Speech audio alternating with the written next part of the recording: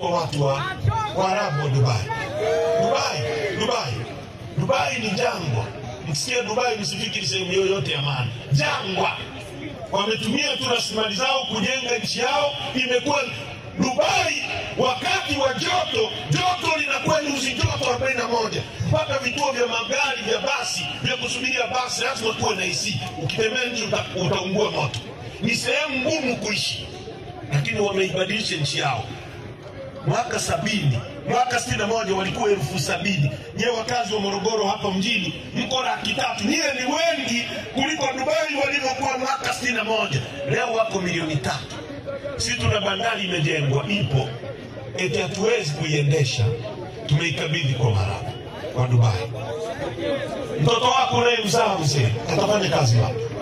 Kwamba sisi ni ndondocha, tuko milioni 63, tunakabidhi Waarabu bandari hatuwezi kuendesha. Nchi gani? Nchi ambayo Mwalimu Nyerere aliweka misingi ya kutake off, ya kupaa kiuchumi. Leo kila kitu kilichotengenezwa kwa ajili ya uchumi kimekufa. Uongo kweli? Mwalimu aliacha viwanda. Nilikuwa Mangura pale. Kulikuwa na kiwanda cha chuma kinaitwa MMT. Uongo kweli? Kulikuwa na kiwanda cha mbao. Uongo kweli? Kulikuwa na kiwanda cha simenti. Hapa kwenu Morogoro kulikuwa na viwanda vingapi? Kipi na kipi? Si mnavijua? Cha kwanza Polista. Cha pili nini? Ceramic. Cha tatu Moroshu. Komoa.